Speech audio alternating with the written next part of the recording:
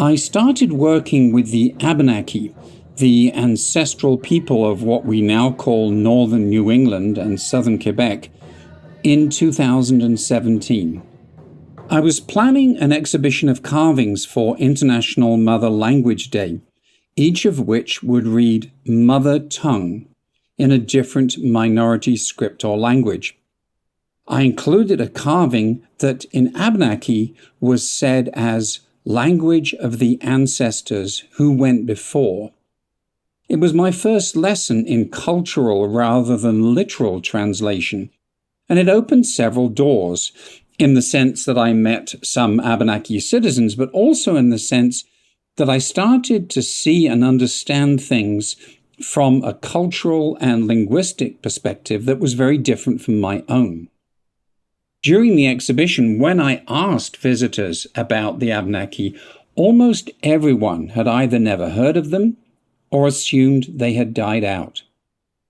Over the next 2 years, I did a number of other carvings in Abenaki, some for display in tribal centers, one for the Vermont State House, and in one of these encounters I was told that one reason why people knew so little about the Abenaki was because they were not taught about them in school.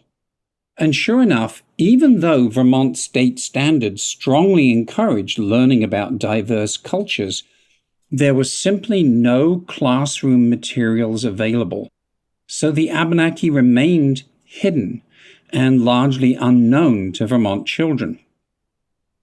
In late 2018, I applied for a grant from the Champlain Valley National Heritage Partnership to work with Brenda Gagne, now chief of the Missisquoi Abenaki, on an illustrated Abenaki dictionary for schools. Brenda runs an after-school program in Swanton, Vermont called the Abenaki Circle of Courage to teach both native and non-native children about the Abenaki people, their history, art, traditions, and language.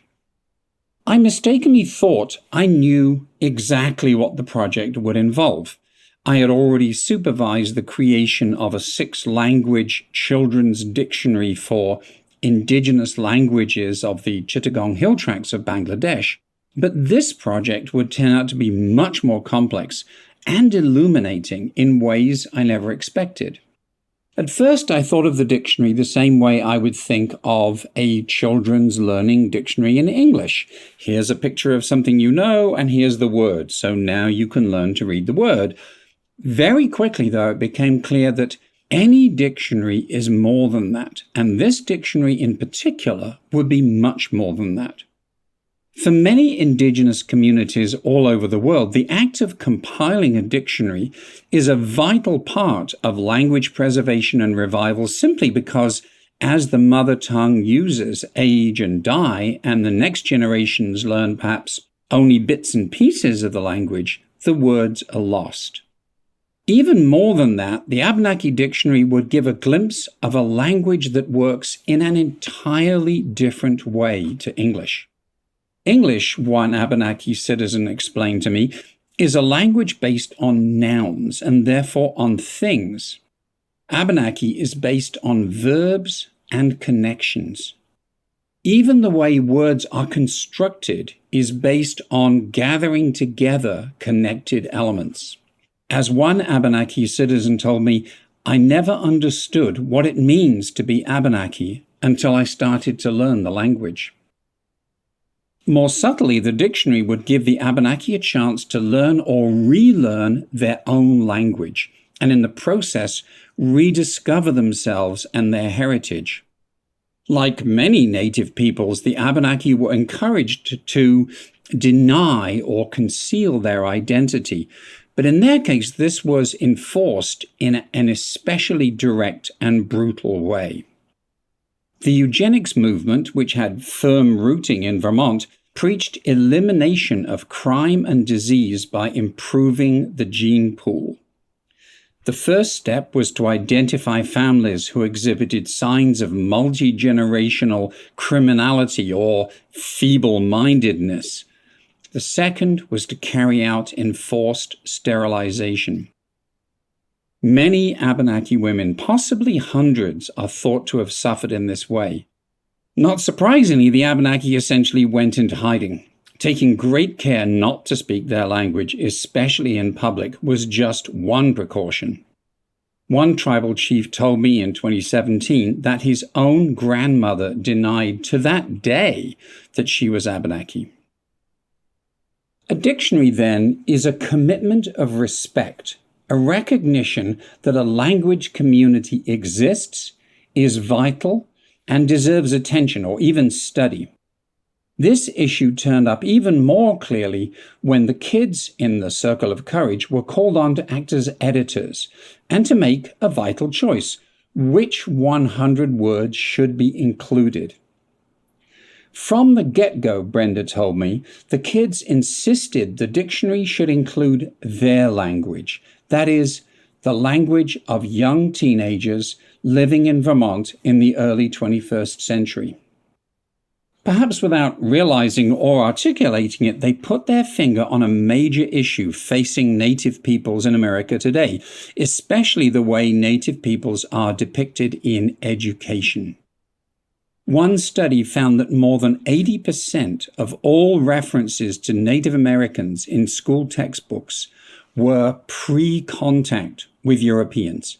In other words, the textbooks implied that either the native people of the continent had died out or had been totally assimilated into white society or simply weren't worth mentioning. This led to a paradox familiar to many indigenous people worldwide and certainly to Native Americans. Should they be portrayed in their traditional garb, doing their traditional activities, which would establish their unique identities and traditions, but might imply that they were figures from the past?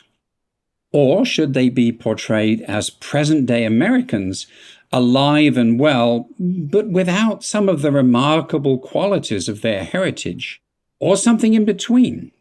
This conundrum was solved by our illustrator, Kelsey Brett, herself a young woman of Abenaki heritage. An illustrated dictionary, she demonstrated, can be a series of individual pictures, but it can also be a panorama, a mini documentary showing people in their social context, in their relationship with the natural world. Her pages showed a cultural awareness and knowledge of birds, animals, landscapes, and the heavens that therefore implied a connected worldview, a view that strikes me, speaking strictly as an outsider, as very Abenaki. But the full potential of the dictionary didn't become clear to me until we worked on the front cover. The title of the book, Brenda decided, would be Ndakina, meaning the homelands or our homelands. The title itself then shifted the focus and identity of the book from a collection of words to a depiction of both a people and a place, and the relationship between the two. And to the Abenaki, with their profound connection with the land, it's impossible to separate the homeland from their creation story. So the cover became an amazing amalgam of an aerial view of the Champlain Valley and Lake Champlain and a depiction of the creator spirit forming the lake, the mountains, the islands, everything. The dictionary then had become something very different from an atomized European dictionary, a catalogue of words unrelated to each other except by alphabetical order. It became an opening door, an invitation to see the world in a new and connected way. It became Ndakina, the homelands.